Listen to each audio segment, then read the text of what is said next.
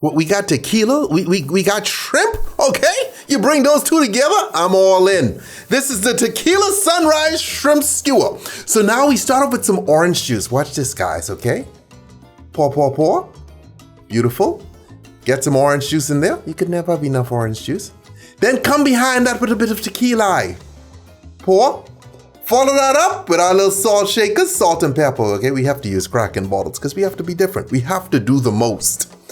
Drop our shrimp in and you let that sit. Then you put it on a skewer. Look at that. Look at that.